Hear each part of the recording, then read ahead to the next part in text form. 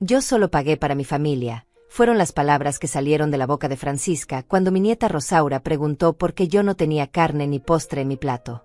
La sonrisa de mi nuera se extendió por su rostro mientras todos los demás masticaban en silencio, como si nada hubiera pasado.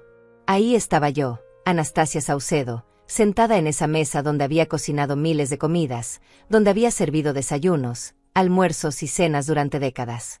Pero hoy, por primera vez en mis 68 años de vida, me quedé viendo cómo todos comían mientras yo tenía frente a mí solo un plato con arroz blanco y frijoles refritos. La carne estaba jugosa, podía oler el aroma desde mi lugar. El postre de 3 leches brillaba bajo la luz del comedor, con esa consistencia perfecta que solo se logra cuando se tiene tiempo y dinero para hacerlo bien. Pero según Francisca, eso era solo para su familia. ¿Su familia? ¿Y yo qué era entonces? Mi hijo Gregorio seguía comiendo como si nada pasara. El tenedor entraba y salía de su boca con movimientos mecánicos, sin levantar la vista, sin decir una palabra. Era como si hubiera decidido volverse invisible en el momento exacto en que su esposa decidió humillarme públicamente. El aroma de la carne asada me recordó a todos esos domingos, cuando yo era la que se levantaba antes del amanecer para preparar el almuerzo familiar. Recordé mis manos arrugadas pelando papas, cortando cebolla hasta que los ojos me lloraran, sazonando cada plato con el amor de una madre que quería ver sonreír a su familia. Pero ahora, esas mismas manos que habían trabajado tanto por años, descansaban vacías sobre un plato casi vacío, mientras los demás disfrutaban de una comida que yo no merecía, según los nuevos estándares de esta casa. ¿Soy de la familia o no?, pregunté finalmente, rompiendo ese silencio incómodo que se había instalado en la mesa como un invitado no deseado. Francisca dejó de masticar por un segundo. Sus ojos se encontraron con los míos, y en ese momento vi algo que me heló la sangre: satisfacción. Estaba disfrutando este momento. Había planeado esta humillación como quien planea una fiesta. Sus labios se curvaron ligeramente hacia arriba, como si mi pregunta hubiera sido exactamente lo que estaba esperando. «No hagas drama aquí, mamá», murmuró Gregorio sin levantar la cabeza del plato, como si mi pregunta fuera un capricho de anciana y no el grito desesperado de una mujer que había dado todo por su familia. Drama. Esa palabra resonó en mi cabeza como un eco doloroso. ¿Drama era preguntar por qué me trataban como una extraña en mi propia casa? ¿Drama era cuestionar por qué, después de 45 años criando a este hombre, ahora mi lugar en la mesa dependía de lo que su esposa quisiera pagar? El comedor se quedó en un silencio absoluto. Solo se escuchaba el ruido de los cubiertos contra los platos y el tic-tac del reloj de pared que mi difunto esposo había instalado hace 20 años. Cada segundo que pasaba se sentía como una eternidad, como si el tiempo mismo hubiera decidido hacer más lenta esta tortura. Rosaura me miraba con esos ojos grandes y confundidos que tienen los niños cuando el mundo de los adultos no tiene sentido. Su pequeña mano se acercó a la mía por debajo de la mesa, como si quisiera darme consuelo sin entender completamente qué estaba pasando. Sus deditos suaves tocaron los míos, y sentí que al menos una persona en esa mesa todavía me veía como familia. «Abuela, puedes comer de mi plato», susurró la niña, tan bajo que casi no la escuché. Esas palabras me partieron el corazón en 1000 pedazos. Una niña de 8 años tenía más compasión en su corazón que todos los adultos de esa mesa juntos. Me di cuenta en ese momento de que mi nieta estaba viendo cómo trataban a su abuela, y que esa imagen se quedaría grabada en su memoria para siempre. ¿Qué tipo de ejemplo estábamos dándole? ¿Qué está bien humillar a los mayores? ¿Que el amor familiar se puede comprar y vender como un producto en el supermercado? ¿Que una abuela puede ser desechada como un trapo viejo cuando ya no es conveniente? Francisca siguió comiendo su porción de carne como si fuera la reina de la casa. Cortaba cada pedazo con precisión, lo llevaba a su boca con elegancia, masticaba lentamente. Todo un espectáculo diseñado para recordarme que ella tenía lo que yo no tenía, el poder de decidir quién comía qué en esta mesa. Su padre, Esteban, sentado al otro lado de la mesa, comía en silencio total. Ni siquiera me miraba. Era como si yo fuera un mueble más del comedor, algo que estaba ahí pero que no merecía atención ni reconocimiento. Había conocido a este hombre por años, habíamos compartido fiestas, cumpleaños, navidades, pero ahora actuaba como si fuera invisible. Mi hijo siguió en su papel de estatua. No me defendió, no cuestionó a su esposa, no levantó la voz. Simplemente siguió comiendo, como si la dignidad de su madre fuera un precio que estaba dispuesto a pagar por mantener la paz en su matrimonio. Pero entonces, algo cambió dentro de mí. Una sensación extraña, como cuando el agua está a punto de hervir y las primeras burbujas comienzan a formarse en el fondo de la olla. Llevaba años guardando secretos, tragándome palabras, aceptando humillaciones en silencio. Pero había llegado mi límite. Sentí que algo se rompía en mi pecho, no de dolor, sino de liberación. Como si todas las cadenas invisibles que me habían mantenido callada durante años se estuvieran desvaneciendo una por una. Mis manos, que temblaban ligeramente sobre la mesa, comenzaron a calmarse. Mi respiración se hizo más profunda, más segura. La mesa se iba a quedar en silencio cuando revelara algo que nadie esperaba. Algo que cambiaría para siempre la forma en que esta familia me veía, y más importante aún, la forma en que yo me veía a mí misma.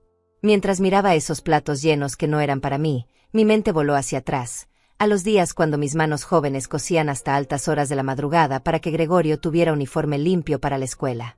Había trabajado como costurera durante 35 años en el taller de Doña Carmen, ganando $4 la hora, pero cada centavo valía la pena cuando veía a mi hijo crecer sano y fuerte.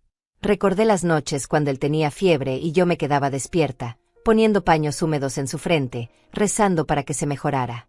Recordé los domingos cuando horneaba su pastel favorito de chocolate, aunque significara gastar los últimos $10 de la semana. Recordé cómo se aferraba a mi falda cuando era pequeño, diciéndome: mamá, tú eres mi heroína. ¿Dónde había quedado ese niño? Mi marido Roberto había muerto hace 12 años, dejándome con una pensión miserable de $250 mensuales. Pero nunca le dije a Gregorio que pasaba hambre algunos días para que él pudiera seguir estudiando su carrera de contador. Nunca le conté que vendí mis aretes de oro, los únicos que me había regalado su padre, para pagar su matrícula universitaria. Cuando Roberto murió, Gregorio prometió cuidarme. Mamá, ahora yo soy el hombre de la casa, me dijo con lágrimas en los ojos mientras bajaban el ataúd. Nunca te va a faltar nada. Esas palabras resonaron en mi corazón como un bálsamo durante meses de dolor. Pero entonces llegó Francisca. Al principio, ella era dulce conmigo. Me llamaba suegrita querida y me traía flores baratas del mercado. Decía que admiraba mi fortaleza, que quería aprender mis recetas de cocina, que yo era la mejor suegra del mundo. Qué ingenua fui al creerle. La boda fue modesta, pero hermosa.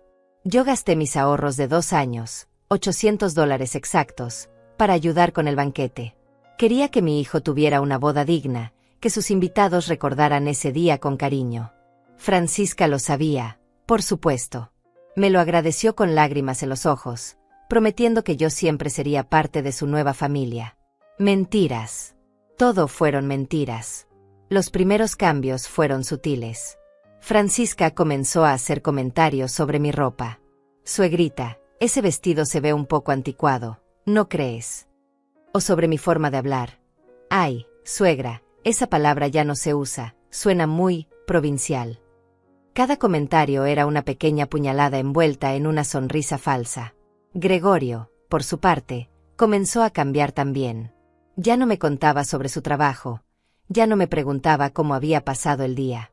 Las conversaciones se volvieron mecánicas, como si fuéramos extraños educados que compartían la misma casa por casualidad. La casa. Esa casa que Roberto y yo habíamos comprado con tanto esfuerzo, pagando $500 mensuales durante 20 años. Cada ladrillo representaba horas extra en el taller de costura, cada ventana significaba menos comida en mi plato para poder ahorrar. Pero cuando Gregorio se casó, de alguna manera la casa comenzó a sentirse más de Francisca que mía. Ella reorganizó los muebles sin preguntarme. Cambió las cortinas que yo había cosido con mis propias manos por unas compradas en una tienda cara. Reemplazó los platos que habían sido el regalo de bodas de Roberto y mío por otros más modernos. Cada cambio borraba un pedacito de mi historia, de mi presencia en mi propio hogar. Pero lo peor no eran los cambios materiales. Lo peor era la forma en que comenzó a tratarme cuando Gregorio no estaba presente.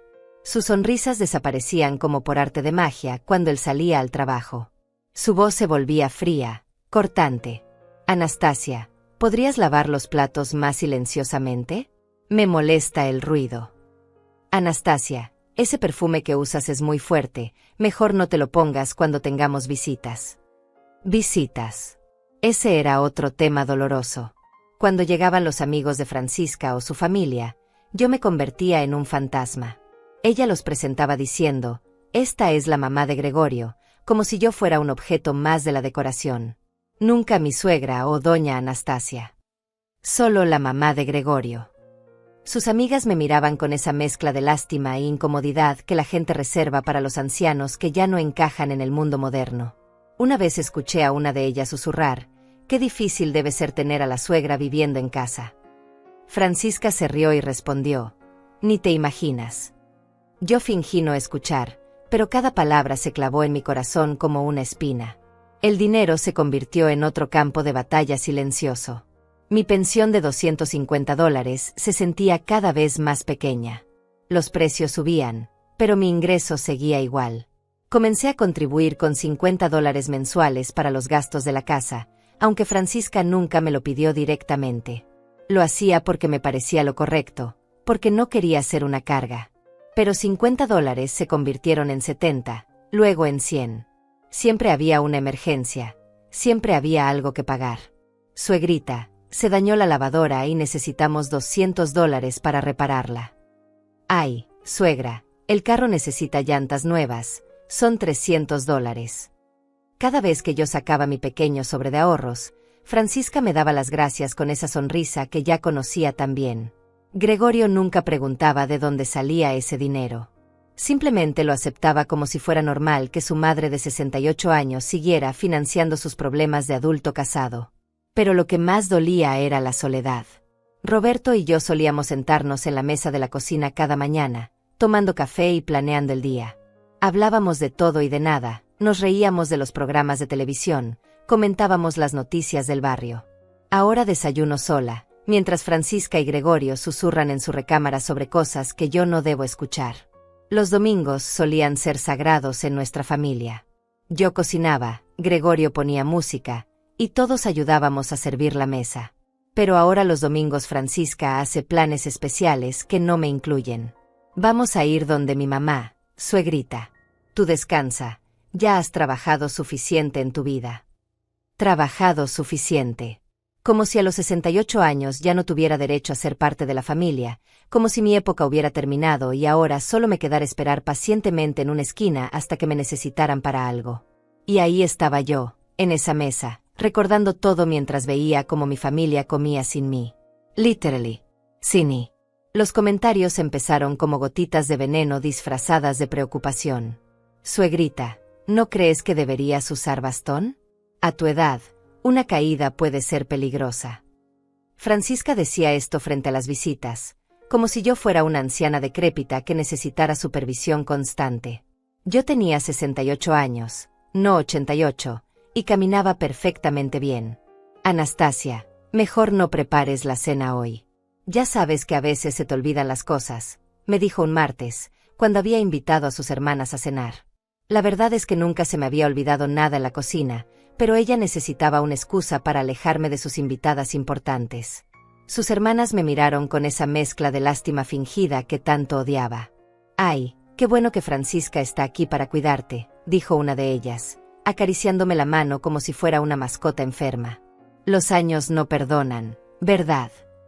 Yo sonreí y asentí, tragándome las palabras que realmente quería decir. Que mi mente estaba más clara que nunca, que recordaba cada centavo que había gastado en esa familia, que podía recitar de memoria cada sacrificio que había hecho por ellos. Pero el día que me dolió más fue cuando llegó su madre, doña Clotilde. Una mujer de mi edad que me miraba como si yo fuera inferior, como si mi trabajo de costurera fuera motivo de vergüenza. Francisca me contó que trabajaste con las manos toda la vida, me dijo con una sonrisa condescendiente. ¡Qué sacrificada! Yo tuve la suerte de que mi esposo ganara bien, nunca tuve que trabajar fuera de casa. El veneno de sus palabras era evidente. Trabajar fuera de casa no era sacrificio, era supervivencia. Era dignidad. Era asegurarme de que mi hijo comiera 3 veces al día y tuviera zapatos sin agujeros. Pero para doña Clotilde, yo era simplemente una mujer que no había tenido la suerte de casarse con un hombre adinerado. Francisca se rió de los comentarios de su madre como si fueran chistes inocentes. «Ay, mamá, mi suegrita es muy trabajadora. Todavía cose algunos arreglos por las tardes». Lo dijo como si fuera un hobby pintoresco de anciana, no como lo que realmente era. Mi única forma de ganar algunos dólares extra para no depender completamente de mi miserable pensión. Los arreglos de costura me daban entre 30 y 50 dólares por semana. No era mucho, pero era mío. Era la diferencia entre pedirle dinero a Gregorio para mis medicinas o poder comprarlas yo misma. Era poder comprarle un regalito a Rosaura sin tener que explicar de dónde había salido el dinero. Pero Francisca tenía una forma especial de hacer que incluso esos pequeños trabajos se sintieran como una molestia. Suegrita, ¿podrías coser en tu cuarto? El ruido de la máquina me da dolor de cabeza. Anastasia, cuando termines con eso, ¿podrías guardar todo? Es que se ve desorganizada la sala con tus cosas. Mis cosas. Mi máquina de coser que Roberto me había regalado hace 20 años. Mis hilos ordenados por colores que yo conocía de memoria. Mis patrones que había perfeccionado durante décadas. Todo eso se había convertido en cosas que molestaban la estética perfecta de la casa que yo había ayudado a pagar. Gregorio nunca decía nada. Cuando Francisca hacía estos comentarios, él simplemente miraba hacia otro lado o se inventaba una excusa para salir de la habitación. Era más fácil ignorar el problema que enfrentarlo. Era más cómodo fingir que no escuchaba las pequeñas humillaciones diarias que su esposa me servía como desayuno, almuerzo y cena. El dinero siguió siendo un tema doloroso. Mi contribución mensual había subido a 120 dólares, casi la mitad de mi pensión. Francisca siempre tenía una emergencia, siempre había algo que yo podía ayudar a pagar. Suegrita, se dañó el refrigerador y la reparación cuesta 200 dólares. ¿Crees que podrías ayudarnos? Sabes que andamos ajustados este mes. Ajustados. Gregorio ganaba 1,200 dólares mensuales como contador en una empresa mediana. Francisca trabajaba medio tiempo en una tienda departamental, ganando otros 500 dólares al mes. 1,700 dólares entre los dos, y yo con mis 250 tenía que ayudarlos cuando andaban ajustados. Pero lo que más me dolía no era dar el dinero. Era la forma en que nunca me lo agradecían realmente. Ay, suegrita, eres un amor, decía Francisca, pero sus ojos no mostraban gratitud, sino satisfacción. Como si fuera natural que yo pagara por problemas que no había causado. Un día, mientras cosía un vestido de quinceañera que me pagarían 40 dólares, escuché a Francisca hablando por teléfono con su hermana. No, no es tan terrible vivir con la suegra, decía riéndose. Al fin y al cabo, ella ayuda con los gastos y hace algunos oficios de la casa. Es como tener una empleada que paga por trabajar. Una empleada que paga por trabajar. Esas palabras se quedaron grabadas en mi mente como hierro candente. Eso era lo que había llegado a ser en mi propia casa, una empleada que pagaba por el privilegio de servir. Porque sí, había comenzado a hacer más oficios de la casa. No porque me lo pidieran directamente, sino porque Francisca tenía una forma sutil de hacerme sentir culpable si no lo hacía. Ay, estoy tan cansada del trabajo, y todavía tengo que limpiar toda la casa. Ojalá tuviera tiempo para hacer esa sopa que tanto le gusta a Gregorio, pero con tanto trabajo no puedo. Yo, como la tonta que era, mordía el anzuelo cada vez. Limpiaba la casa para que ella no se cansara. Hacía la sopa para que Gregorio no se quedara sin su comida favorita. Lavaba la ropa porque el detergente es tan caro y Francisca trabaja tanto. Me convertí en una sombra en mi propia casa. Me levantaba temprano para no molestar. Desayunaba rápido para no ocupar mucho tiempo la cocina, veía televisión con el volumen bajo para no incomodar a nadie. Mi presencia se había vuelto algo que había que tolerar, no algo que se disfrutara. Los domingos en familia habían desaparecido por completo. Ahora Francisca organizaba salidas solo para la pareja o visitas íntimas donde yo claramente no estaba invitada. Suegrita, vamos a ir al cine con unos amigos. Tú descansa, que te has ganado un domingo tranquilo. Un domingo tranquilo. Sola en una casa que cada día se sentía menos mía, viendo programas de televisión que no me gustaban porque Francisca había cambiado el paquete de cable por uno más moderno que no incluía mis telenovelas favoritas. Rosaura era mi único consuelo. Esa niña preciosa todavía corría a abrazarme cuando llegaba del colegio, todavía me pedía que le contara cuentos antes de dormir. Pero hasta eso estaba cambiando. Francisca había comenzado a hacer comentarios como: Rosaura, no molestes tanto a la abuela, ella necesita descansar, o mi amor, mejor pregúntale a mamá, la abuela a veces se confunde con las tareas. ¿Confundirme con las tareas? Yo había ayudado a Gregorio con sus tareas durante 12 años. Sabía matemáticas, sabía historia, sabía todo lo que una niña de 8 años necesitaba aprender. Pero según Francisca, mi mente ya no era confiable para algo tan simple como ayudar con los deberes escolares. Y ahí estaba yo, en esa mesa, recordando cada pequeña humillación mientras ellos comían su carne y su postre. Recordando cómo había llegado a ser la extraña en mi propia familia, la empleada que pagaba por trabajar, la anciana que molestaba con su presencia. Pero algo estaba cambiando dentro de mí. Una fuerza que no sentía desde hacía años comenzaba a despertar. Una voz que había estado silenciada durante demasiado tiempo empezaba a encontrar las palabras exactas que necesitaba decir. El momento exacto llegó cuando Francisca se levantó de su silla para servir más postre a todos, menos a mí. Se movía por el comedor como una reina en su palacio, sonriendo a cada persona mientras llenaba sus platos con generosas porciones del flan que había comprado en la pastelería más cara del barrio. Este postre costó $15, anunció con orgullo, como si fuera una inversión importante. Pero mi familia se merece lo mejor. Mi familia. Otra vez esas palabras que me excluían de manera tan clara como si hubiera puesto una pared de cristal entre ella y yo. Rosaura levantó su cucharita llena de flan y me la ofreció nuevamente. Abuela, ¿segura que no quieres? Está muy rico. No, mi cielo, tu mamá dice que ese postre es solo para ustedes, respondí, sintiendo como cada palabra salía cargada de una amargura que ya no podía disimular. Francisca se detuvo en seco. El plato del postre temblaba ligeramente en sus manos. Sus ojos se encontraron con los míos, y por primera vez en años, vi un destello de nerviosismo en su mirada. Se había dado cuenta de que ya no estaba dispuesta a fingir que todo estaba bien. Suegrita, no digas eso, murmuró con una risa forzada. Es solo que a tu edad, el azúcar no es bueno. El doctor dijo que debías cuidarte, ¿recuerdas? Mentira. Mi último chequeo médico había sido perfecto. Presión normal, azúcar normal, todo normal. El doctor me había felicitado por mi buena salud y me había dicho que podía comer de todo con moderación. Pero Francisca necesitaba una excusa médica para justificar su crueldad. Mi doctor nunca me prohibió el postre, dije con voz firme, manteniendo mi mirada fija en ella. De hecho, me dijo que estoy muy bien para mi edad. El silencio que siguió fue diferente al anterior. Este no era el silencio incómodo de la humillación, sino el silencio tenso que precede a una tormenta. Todos los presentes parecían contener la respiración, esperando a ver qué pasaría después. Esteban, el padre de Francisca, carraspeó y siguió comiendo como si nada pasara. Era un hombre de pocas palabras que siempre había preferido ignorar los conflictos familiares. Pero yo sabía que estaba escuchando cada palabra. Francisca dejó el plato sobre la mesa con más fuerza de la necesaria. El ruido del vidrio contra la madera resonó como un pequeño trueno en el comedor. Bueno, es solo que pensé que preferirías algo más apropiado para ti. Apropiado para mí. Como si yo fuera una niña caprichosa que no sabía que era bueno para ella. Como si mis 68 años de experiencia no me hubieran enseñado a tomar mis propias decisiones sobre lo que podía o no comer.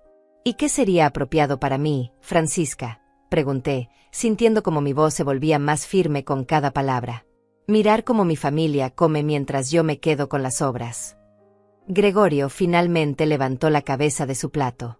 Sus ojos me suplicaban silenciosamente que no siguiera, que dejara las cosas como estaban. Pero ya era demasiado tarde. La caja de Pandora se había abierto, y ya no había forma de cerrarla. Mamá, por favor, murmuró con voz débil. No necesitas ponerte así. Es solo un postre. Solo un postre. Esas palabras me dolieron más que todos los comentarios venenosos de Francisca juntos. Mi propio hijo reducía años de humillaciones, de exclusiones, de tratamiento indigno, a solo un postre. No, Gregorio, dije levantándome lentamente de mi silla. No es solo un postre. Es todo lo que representa. Es como tu esposa me trata como si no fuera parte de esta familia. Es como me han convertido en una extraña en mi propia casa. Francisca se cruzó de brazos, adoptando esa postura defensiva que también conocía. Anastasia, creo que estás exagerando. Yo siempre te he tratado con respeto. Respeto. La palabra sonó hueca en el aire, como una moneda falsa que suena diferente cuando cae al suelo. ¿Respeto?, repetí, sintiendo como una fuerza antigua se despertaba en mi pecho. ¿Es respeto decirles a tus amigas que soy como una empleada que paga por trabajar? ¿Es respeto hacerme sentir que estorbo en cada comida, en cada conversación, en cada momento familiar? El color se drenó del rostro de Francisca. No esperaba que yo hubiera escuchado esa conversación telefónica. Sus ojos se movieron nerviosamente entre Gregorio y su padre, buscando apoyo, pero ambos hombres parecían haberse convertido en estatuas de sal. Yo nunca dije eso, balbuceó, pero su voz traicionaba sus palabras. Sí lo dijiste, continué, sintiendo como 5 años de silencio se convertían en palabras que ya no podía contener. Lo dijiste exactamente así. Y tienes razón, en parte. Sí pago por trabajar. Pago $120 mensuales de mis 250 de pensión para vivir en una casa donde me tratan como una carga. Los números flotaron en el aire como una acusación.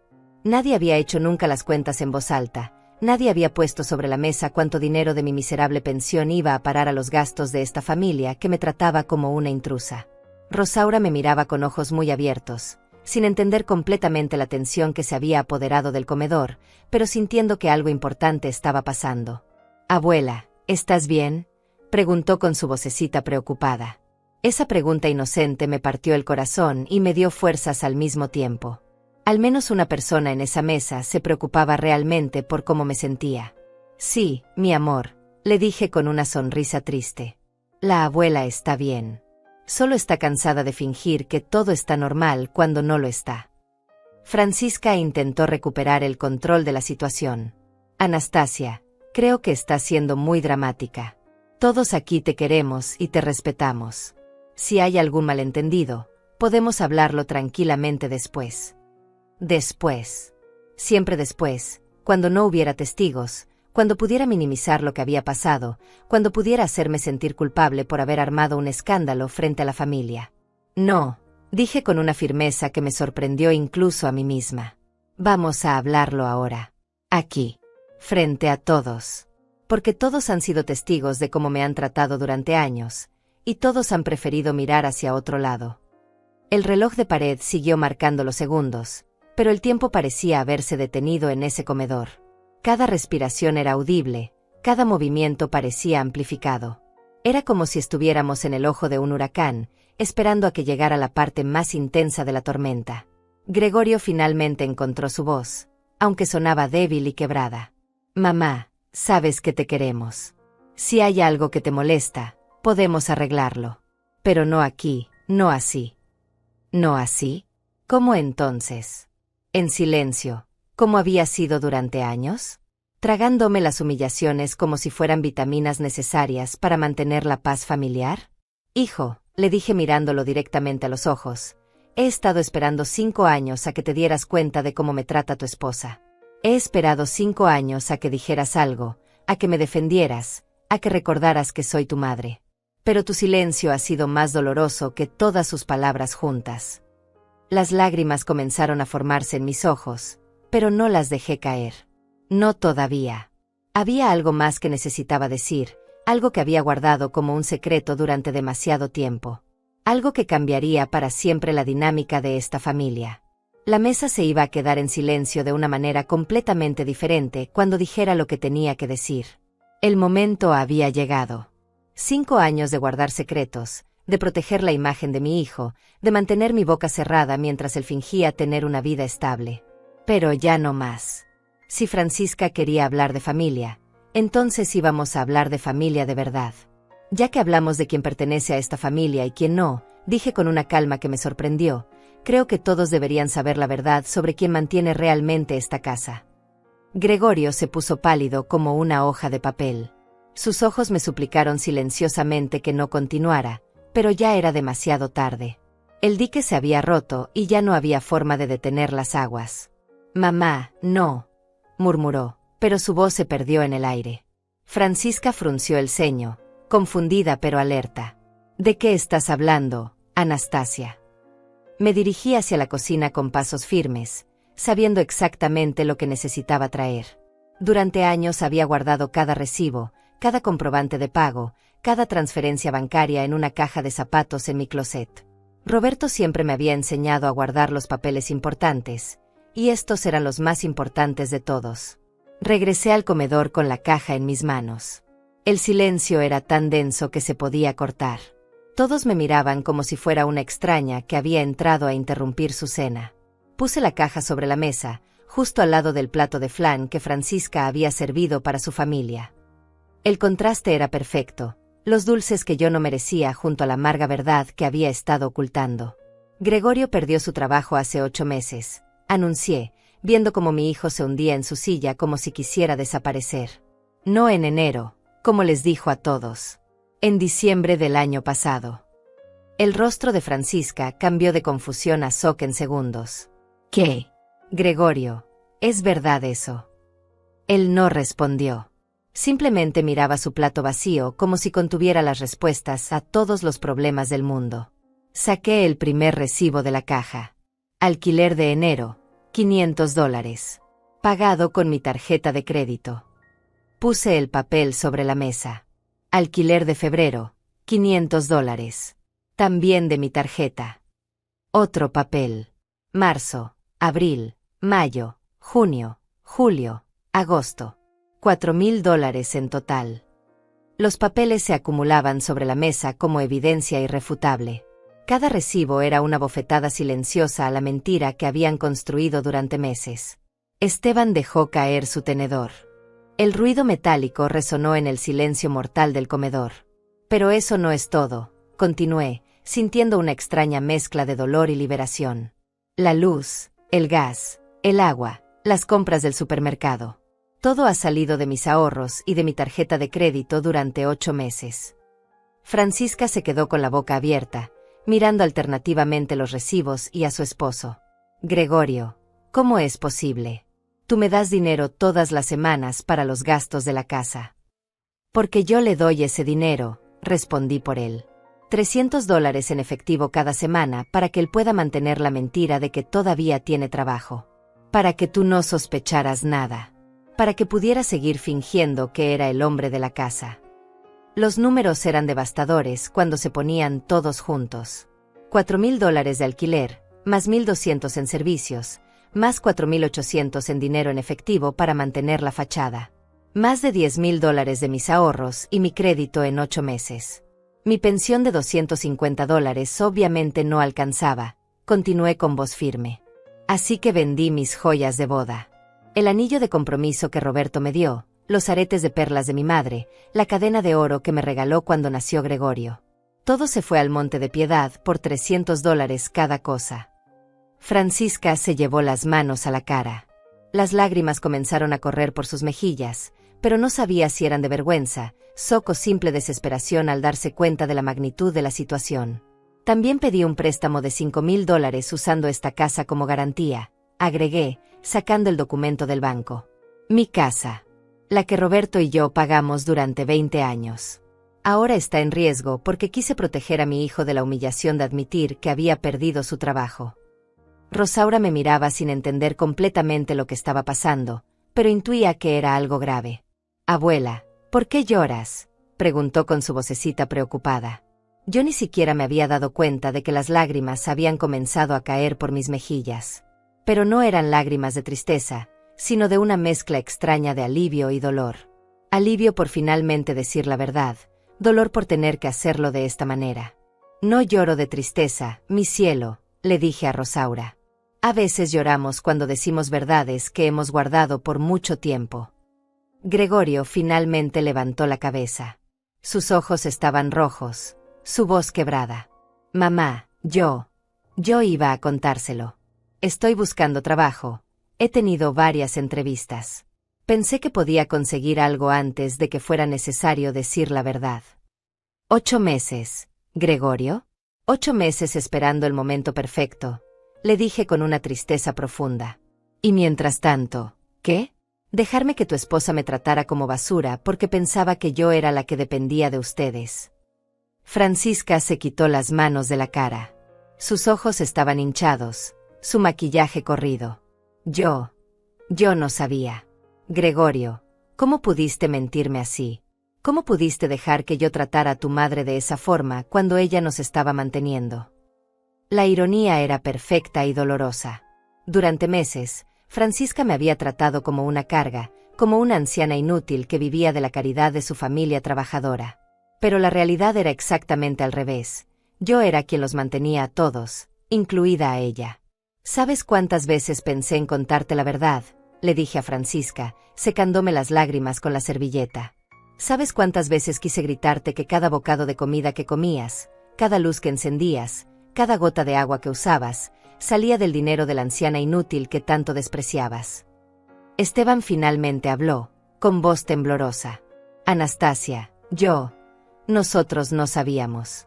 Si hubiéramos sabido. ¿Qué? Lo interrumpí.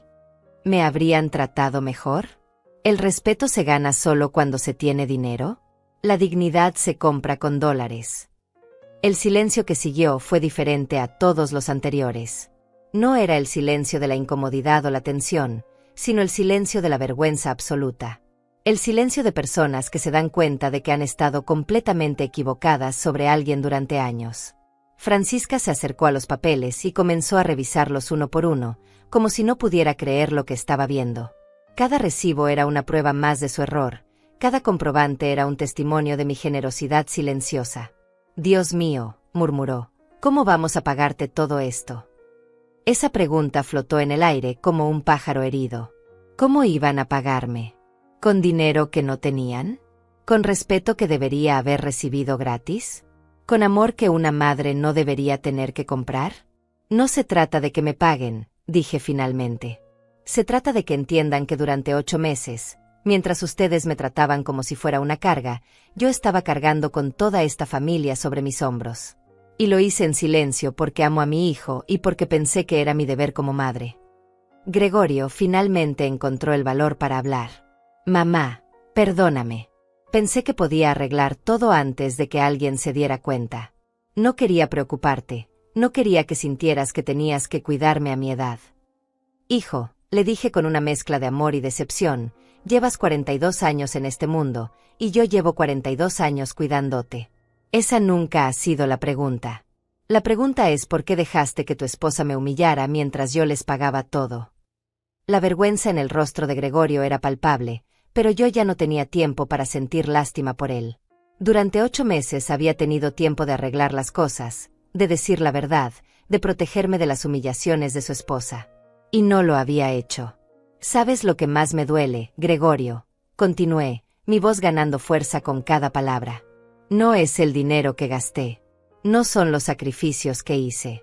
Es que durante todos estos meses me dejaste creer que era una carga para ustedes. Me dejaste sentir que sobraba en mi propia casa. Saqué más papeles de la caja. Estados de cuenta bancarios que mostraban mi cuenta de ahorros bajando mes tras mes, de $3,000 a 0. Después los estados de mi tarjeta de crédito, mostrando una deuda que crecía como una bola de nieve rodando por una montaña. Miren estos números, dije, poniendo los estados de cuenta frente a Francisca. En enero tenía $3,000 ahorrados. Dinero que había guardado durante 10 años, centavo por centavo, cosiendo hasta que me dolían los dedos. En marzo ya no me quedaba nada. Francisca tomó los papeles con manos temblorosas. Sus ojos se movían por las cifras como si estuviera leyendo en un idioma extranjero. Anastasia, yo no tenía idea. Si hubiera sabido. Claro que no tenías idea, la interrumpí. Porque tu esposo prefirió mentirte a ti y humillarme a mí antes que admitir que había perdido su trabajo. Porque fue más fácil dejar que me trataras como basura que proteger mi dignidad. Me levanté de la mesa y caminé hacia la ventana del comedor, donde había una planta de rosas que yo había sembrado años atrás. Esas rosas habían florecido cada primavera, dando belleza a la casa sin pedir nada a cambio. Como yo. ¿Saben cuántas noches no pude dormir preocupándome por el dinero? Pregunté sin voltear a mirarlos. ¿Cuántas veces conté y reconté mis centavos para asegurarme de que les alcanzara para todo? Mientras ustedes dormían tranquilos, yo calculaba cuánto me quedaba en la tarjeta de crédito para el mes siguiente. Rosaura se bajó de su silla y se acercó a mí. Sus bracitos pequeños me rodearon la cintura en un abrazo que me partió el corazón. Abuela, por eso a veces te veías triste. Esa pregunta inocente de mi nieta fue como un puñetazo al estómago para todos los adultos en la habitación. Si una niña de 8 años se había dado cuenta de mi tristeza, ¿cómo era posible que mi propio hijo no la hubiera visto? Sí, mi cielo, le dije acariciando su cabello. A veces la abuela estaba triste porque se sentía sola, aunque estuviera rodeada de familia. Gregorio se puso de pie abruptamente, la silla raspando contra el suelo con un ruido áspero. Mamá, basta. Ya entendimos. Metí la pata, mentí, te lastimé. Pero no era mi intención. Estaba tratando de proteger a mi familia. ¿A tu familia?, repetí, volteándome para mirarlo directamente. ¿Y yo qué soy, Gregorio? ¿Un mueble? ¿Una pensionista de caridad que vive en tu casa por bondad tuya? Saqué el último papel de la caja, el que había estado guardando para este momento exacto.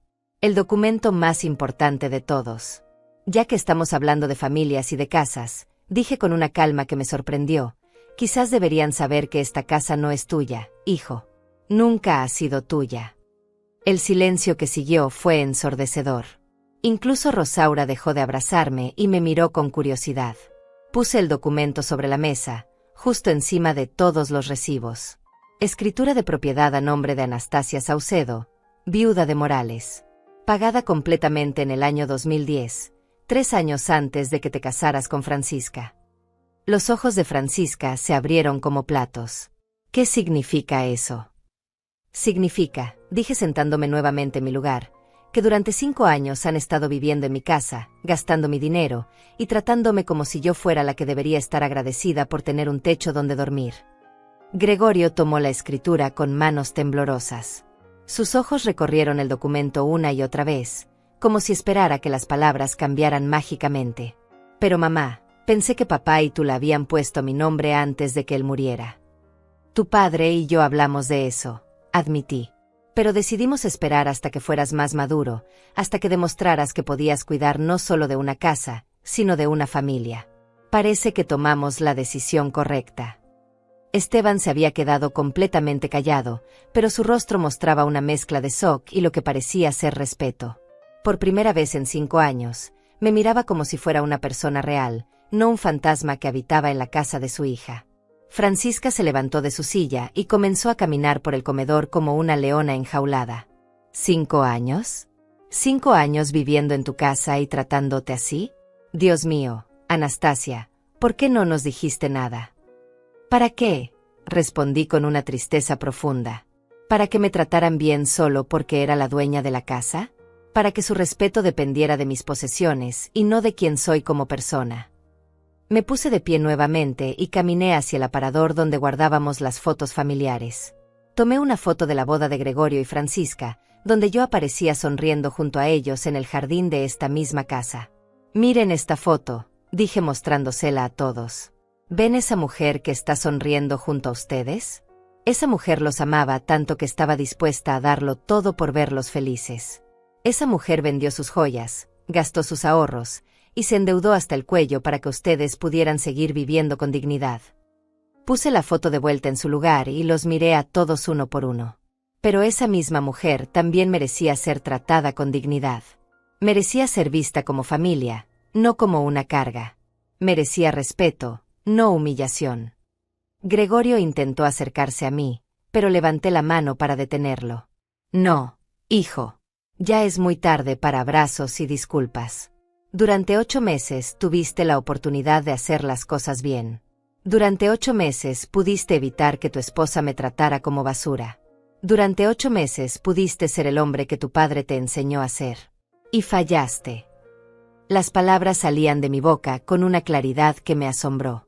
Como si hubieran estado esperando años para ser dichas, como si cada letra hubiera estado perfectamente ordenada en mi mente, esperando el momento preciso para ser liberada.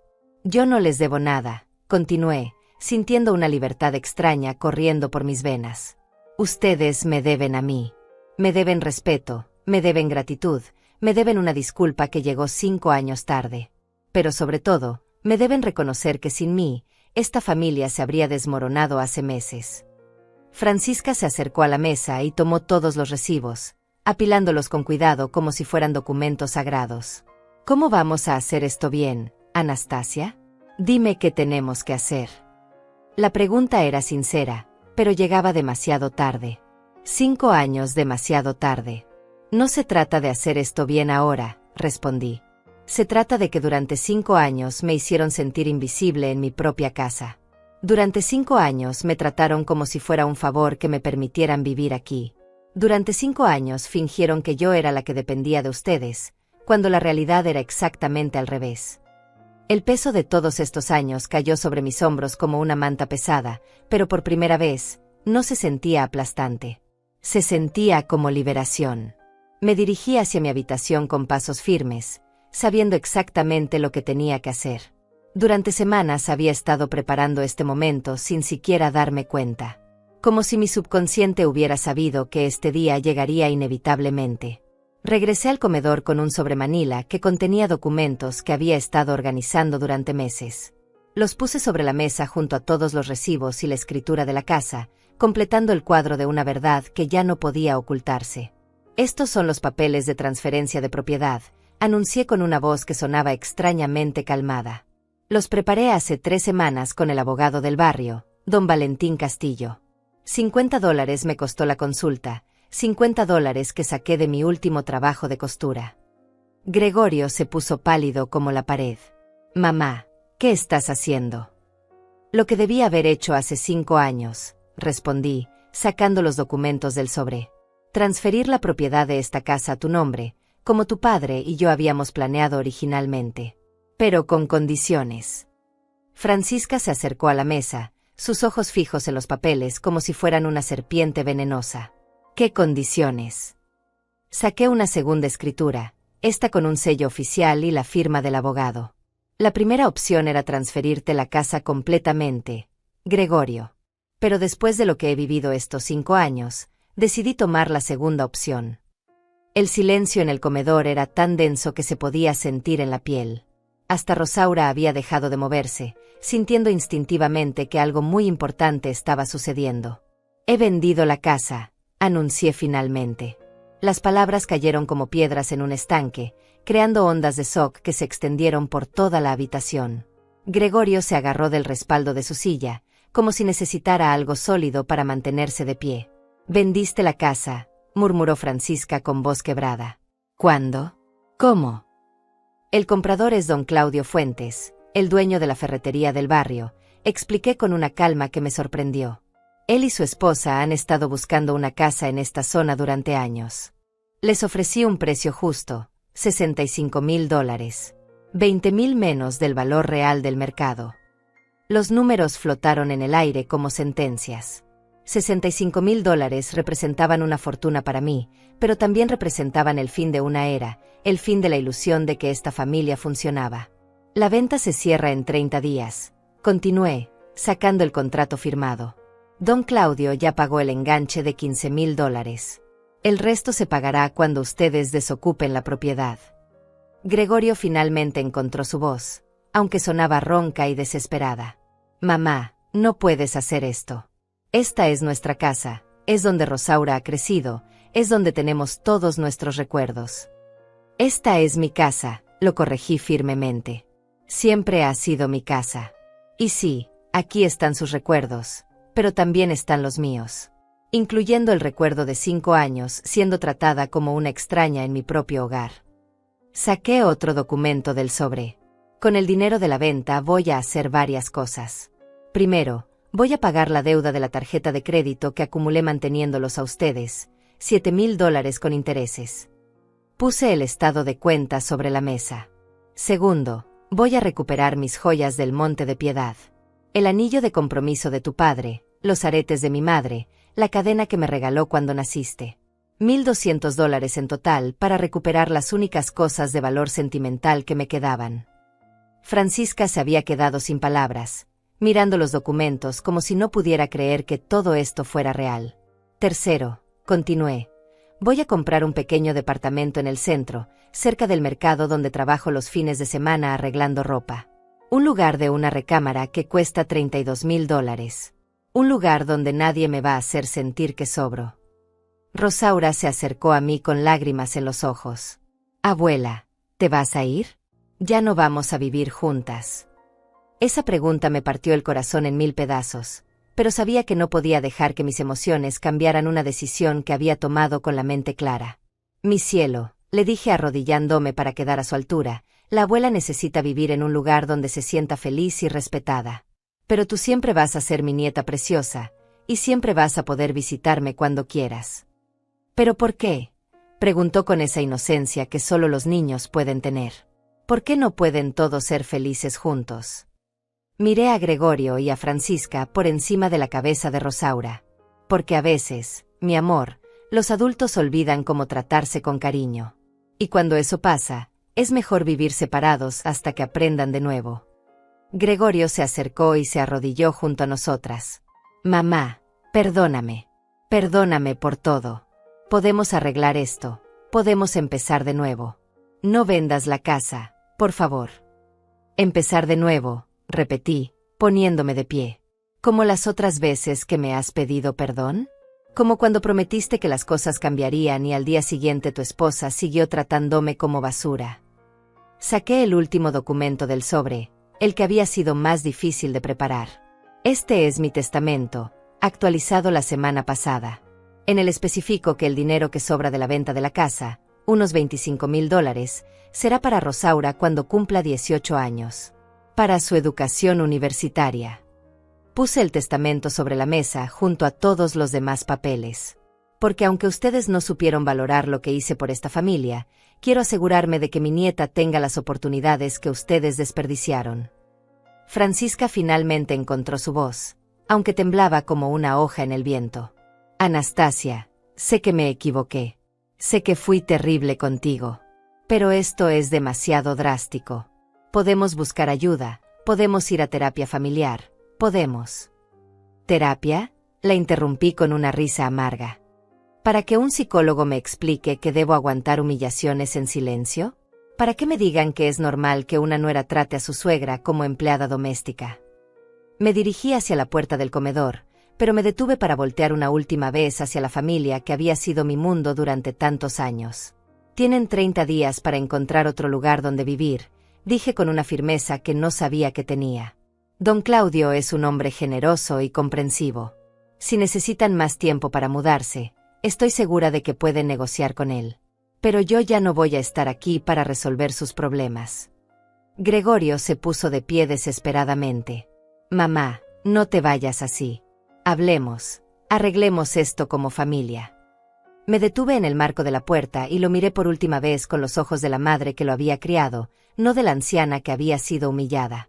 Hijo, le dije con una voz cargada de 42 años de amor y 5 años de decepción, durante 8 meses me dijiste mentiras mientras yo pagaba tus deudas.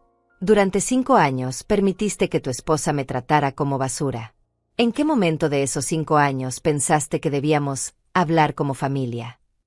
Sin esperar respuesta, salí del comedor y me dirigí a mi habitación.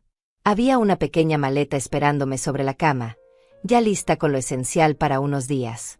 Porque esa misma noche me iba a quedar en casa de mi hermana Margarita, y mañana empezaría a buscar mi nuevo hogar. El silencio que dejé atrás en ese comedor era diferente a todos los anteriores. Era el silencio de una familia que acababa de darse cuenta de que había perdido a la persona que realmente los mantenía unidos. Era el silencio de personas que entendían, demasiado tarde, el valor de lo que habían despreciado. 3 semanas habían pasado desde esa noche cuando tomé mi maleta y salí de la casa que había sido mi hogar durante 25 años. 3 semanas viviendo en el pequeño cuarto extra de mi hermana Margarita, sintiendo por primera vez en años lo que significaba despertar sin el peso de la humillación en el pecho. Margarita me recibió sin hacer preguntas. Simplemente me abrazó en la puerta de su casa y me dijo, «Tu cuarto está listo, hermana». Ella había sido testigo silenciosa de mi sufrimiento durante todos esos años, viendo cómo me desvanecía poco a poco cada vez que hablábamos por teléfono. Sabía que este día llegaría, me confesó mientras tomábamos café en su pequeña cocina. Solo esperaba que fuera antes de que te lastimaran más. Las primeras llamadas de Gregorio llegaron al segundo día. Mi hermana contestaba el teléfono con una firmeza que me sorprendió. Anastasia no quiere hablar contigo ahora. Cuando esté lista, ella te llamará. Pero yo no estaba lista. Quizás nunca estaría lista para volver a escuchar las excusas, las promesas vacías, las súplicas desesperadas de un hijo que había descubierto demasiado tarde el valor de lo que había perdido. Las noticias del barrio llegaban a través de las amigas de Margarita, que conocían a las amigas de Francisca. El chisme viajaba rápido en nuestro pequeño vecindario, y la historia de la suegra que había mantenido en secreto a toda una familia durante meses se había convertido en el tema principal de conversación en el mercado y en la iglesia. Dicen que Francisca ya no sale a la calle, me contó doña Rosaura, la vecina de enfrente de Margarita, mientras esperábamos el autobús. ¿Qué le da vergüenza encontrarse con la gente después de cómo trató a su suegra? La ironía no se me escapaba. Francisca, que tanto había disfrutado humillándome frente a otros, ahora experimentaba en carne propia lo que significaba ser juzgada por una comunidad que conocía toda la verdad. Y el muchacho, tu Gregorio, continuó doña Rosaura, anda pidiendo trabajo en todos lados, desesperado. Hasta fue a la fábrica de don Esteban a suplicar que le dieran aunque fuera trabajo de medio tiempo. Esa noticia me dolió más de lo que esperaba. Saber que mi hijo finalmente estaba haciendo lo que debió haber hecho meses atrás no me daba satisfacción, solo una tristeza profunda por todo el tiempo perdido, por todas las oportunidades desperdiciadas de hacer las cosas bien. La venta de la casa se había completado sin problemas. Don Claudio resultó ser tan comprensivo como esperaba, dándoles una semana extra para mudarse cuando Gregorio le explicó la situación. Pero el dinero ya estaba en mi cuenta bancaria. $65,000 que representaban no solo mi independencia económica, sino mi dignidad recuperada. Había pagado todas mis deudas el mismo día que recibí el dinero. $7,300 para la tarjeta de crédito, incluidos todos los intereses acumulados. Ver ese saldo en ceros fue como quitarme una cadena pesada que había estado cargando durante meses. Recuperar mis joyas del Monte de Piedad fue un momento especialmente emotivo. El anillo de compromiso de Roberto brillaba exactamente igual que el día que me lo puso en el dedo hace más de 40 años. Los aretes de perlas de mi madre parecían estar esperándome, como si supieran que algún día regresaría por ellos. El departamento que había encontrado en el centro era pequeño pero perfecto. Una recámara, una sala comedor, una cocina funcional y un pequeño balcón donde podía poner plantas. Costó exactamente $32,000, como había calculado, dejándome con $25,000 para el futuro de Rosaura y algunos miles para mis gastos personales. La mudanza fue sencilla. Después de décadas acumulando objetos, descubrí que las únicas cosas que realmente necesitaba cabían en 4 cajas. Mi máquina de coser, mi ropa, algunas fotos familiares de tiempos mejores, y mis libros de cocina. Todo lo demás eran solo cosas que me ataban a recuerdos dolorosos. El primer día en mi nuevo hogar lloré durante horas. No de tristeza, sino de una liberación tan profunda que mi cuerpo no sabía cómo procesarla.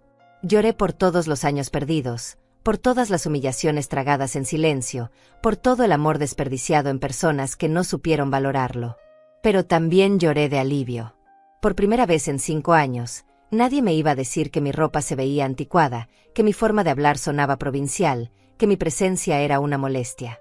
Por primera vez en 5 años, yo era la dueña completa de mi espacio y mi dignidad. Las tardes en mi departamento se llenaron de una paz que había olvidado que existía. Cosía junto a la ventana, escuchando música en una radio pequeña que había comprado, sin preocuparme por molestar a nadie. Cocinaba exactamente lo que quería comer, cuando quería comerlo, sin tener que considerar los gustos de personas que me trataban como invisible. Los trabajos de costura comenzaron a llegar naturalmente. Las señoras del barrio se enteraron de que la costurera que hacía los mejores arreglos había abierto su propio taller en casa. Mi reputación de décadas me precedía, y pronto tenía más trabajo del que podía manejar. Doña Anastasia, me decía doña Clotilde Bravo, una de mis nuevas clientas, usted cose como los ángeles. Mi vestido de la boda de mi hija quedó perfecto. Era irónico que ahora la gente me llamara doña Anastasia con genuino respeto, cuando en la casa de mi hijo había sido solo la mamá de Gregorio. Los fines de semana trabajaba en el mercado, en un pequeño puesto que compartía con otra costurera mayor. Ganaba entre $60 y $80 cada fin de semana, dinero que era completamente mío, sin tener que contribuir a gastos de una casa donde no era bienvenida. Las noticias sobre mi familia antigua siguieron llegando a través del chisme del barrio. Gregorio finalmente había conseguido un trabajo en una oficina pequeña, ganando menos de la mitad de lo que ganaba antes, pero era trabajo honesto. Se habían mudado a un apartamento de 2 recámaras en un barrio más modesto, donde el alquiler costaba $350 mensuales. Dicen que Francisca tuvo que conseguir trabajo de tiempo completo, me contó Margarita un domingo después de misa. Está trabajando en una tienda de ropa del centro comercial, ganando el salario mínimo. La noticia no me dio placer ni dolor. Simplemente era información sobre personas que habían decidido excluirme de sus vidas hasta que las circunstancias las obligaron a darse cuenta de mi valor. Pero la noticia que más me dolió llegó a través de Rosaura. Mi nieta había encontrado la manera de llamarme desde la escuela, usando el teléfono de la oficina del director. «Abuela», me dijo con su vocecita triste, «mamá y papá pelean todas las noches. Papá dice que todo es culpa de mamá por cómo te trató. Mamá dice que papá es un mentiroso que la engañó durante meses. Yo solo quiero que regreses a casa». Esas palabras me partieron el corazón, pero también me confirmaron que había tomado la decisión correcta. La familia que yo había mantenido unida con mi silencio y mis sacrificios, se estaba desmoronando ahora que ya no tenían a quien culpar por sus problemas. «Mi cielo», le dije tratando de mantener la voz firme, «los adultos a veces necesitan tiempo para aprender cosas importantes. Pero tú siempre vas a ser mi nieta más querida, sin importar dónde viva la abuela». Esa conversación me marcó profundamente. Me di cuenta de que mi partida había hecho algo más que resolver mi problema personal. Había forzado a una familia disfuncional a enfrentar sus verdaderos problemas, sin tener a una anciana conveniente a quien culpar por todo lo que estaba mal. 6 meses habían pasado desde aquella noche cuando dejé la casa que durante 5 años se había sentido más como una prisión que como un hogar. 6 meses viviendo en mi pequeño departamento del centro, redescubriendo quién era Anastasia Saucedo cuando nadie la estaba humillando. Mi rutina se había vuelto predecible y hermosa en su simplicidad. Despertaba cada mañana sin el nudo en el estómago que me había acompañado durante años. Tomaba mi café sin prisa, viendo las noticias en mi pequeña televisión, sin tener que escuchar comentarios sobre lo alto del volumen o lo aburridos de mis programas. El negocio de costura había florecido más allá de mis expectativas más optimistas. Ganaba entre $400 y $500 al mes, más de lo que había ganado en años. Las clientas llegaban por recomendación, y todas me trataban con el respeto que había olvidado que merecía. «Doña Anastasia, usted es una artista», me había dicho la semana anterior doña Francisca Fuentes, esposa de don Claudio, el hombre que compró mi antigua casa. Mi vestido para la graduación de mi hija quedó mejor que los de las tiendas caras. La ironía del nombre no se me escapaba. Otra Francisca que me trataba con dignidad, que valoraba mi trabajo, que me pagaba sin hacerme sentir que le debía algún favor a cambio. Mi departamento se había convertido en mi santuario. Las plantas del balcón crecían exuberantes bajo mi cuidado, como si sintieran la paz que habitaba en ese espacio. Había comprado muebles sencillos pero cómodos con parte del dinero de la venta, creando un hogar que era completamente mío por primera vez en décadas. Las tardes las pasaba cosiendo junto a la ventana, escuchando música de mi juventud en una radio que había comprado por $30 en el mercado. Era un lujo pequeño pero significativo, poder escuchar lo que quería, cuando quería, sin considerar si molestaba a alguien más. Los domingos habían recuperado su significado sagrado. Los pasaba con Margarita, cocinando juntas, recordando historias de nuestra infancia, riéndose de cosas que durante años no había podido encontrar graciosas. Mi hermana me había devuelto algo que no sabía que había perdido, la capacidad de reírme de corazón. Pero no todo había sido fácil. Las noches a veces se llenaban de una soledad que me recordaba que había perdido no solo una casa, sino una familia. Extrañaba los buenos momentos con Rosaura, sus risas durante los cuentos antes de dormir, sus abrazos espontáneos cuando llegaba del colegio. Las llamadas de Gregorio habían comenzado después de 2 meses de silencio total. Al principio, yo le pedía a Margarita que dijera que no estaba, pero eventualmente decidí contestar. Sus palabras estaban cargadas de una desesperación que nunca antes había escuchado en su voz. «Mamá, por favor», me había suplicado en la última llamada, hace 3 semanas. «Francisca y yo nos estamos divorciando. Todo se desmoronó después de que te fuiste. Sin ti manteniendo la familia unida, nos dimos cuenta de que no sabíamos cómo estar juntos». La noticia del divorcio no me sorprendió. Una relación construida sobre mentiras y mantenida por el sacrificio silencioso de una tercera persona estaba destinada a colapsar cuando esa persona desapareciera. ¿Y qué esperabas, hijo? Le había respondido con una tristeza que ya no me dolía tanto como antes. Durante años usaste mi amor y mi silencio para evitar enfrentar los problemas reales de tu matrimonio. Sin mí para absorber la tensión, ustedes tuvieron que mirarse directamente y no les gustó lo que vieron. Rosaura había venido a visitarme 2 veces, acompañada por Gregorio. Esas visitas habían sido dulces y dolorosas al mismo tiempo. Mi nieta se aferraba a mí como si temiera que fuera a desaparecer de nuevo, y yo me esforzaba por no llorar frente a ella. Abuela, ¿puedo quedarme a vivir contigo?, me había preguntado en la segunda visita, con esos ojos grandes llenos de esperanza. Prometo que no voy a hacer ruido ni molestar. Esa pregunta me había partido el corazón en 1000 pedazos. Más que nada en el mundo quería decir que sí, quería recuperar esos momentos preciosos con mi nieta. Pero también sabía que no era mi responsabilidad arreglar los problemas que otros habían creado. Mi cielo, le había explicado con toda la paciencia que pude reunir. La abuela vive sola ahora porque necesitaba encontrar su paz. Pero tú siempre puedes venir a visitarme cuando quieras. Esta siempre será tu casa también. El último intento de reconciliación había llegado de la manera más inesperada. Francisca apareció en la puerta de mi departamento un martes por la tarde, con los ojos hinchados y el orgullo completamente quebrado. Anastasia, me había dicho con voz temblorosa, sé que no merezco ni siquiera que me escuches, pero necesito pedirte perdón. No solo por mí, sino por Rosaura.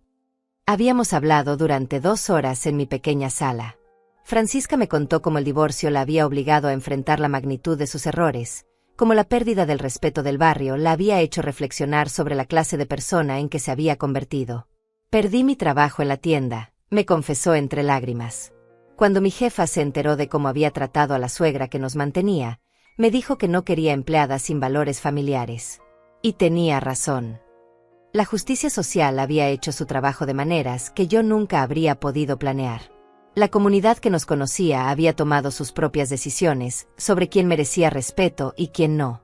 ¿Qué necesitas de mí, Francisca?, le había preguntado finalmente. No necesito nada, había respondido con una honestidad que me sorprendió. Solo quería que supieras que entiendo lo que perdí. No solo el dinero o la casa, sino la oportunidad de conocer a una mujer extraordinaria que me habría enseñado mucho si yo hubiera sido lo suficientemente inteligente para escuchar. Esa conversación había cerrado un círculo para mí. No porque hubiera perdonado completamente, sino porque había confirmado que mi decisión había sido correcta. A veces, las personas solo aprenden el valor de algo cuando lo pierden para siempre. Esta mañana, mientras cosía un vestido de primera comunión que me pagarían $80, sonó mi teléfono. Era Gregorio, como cada martes durante los últimos 2 meses. Mamá, me dijo con esa voz que había aprendido a modular con respeto, conseguí un trabajo mejor. Gano $900 al mes ahora. Quiero empezar a pagarte lo que te debo. No me debes nada, hijo, le respondí como siempre. Ese dinero lo gasté por amor, no como préstamo. Entonces déjame pagarte para que sepas que he aprendido a valorar lo que hiciste por nosotros. Por primera vez en meses, consideré su propuesta seriamente. No porque necesitara el dinero, sino porque entendí que él necesitaba pagarlo para poder seguir adelante. Está bien, le dije finalmente. Pero con una condición. El dinero que me des se va directo a la cuenta universitaria de Rosaura. Así tu hija sabrá que su padre aprendió a asumir responsabilidades. Gracias, mamá, murmuró con voz quebrada. ¿Crees que algún día podrás perdonarme completamente?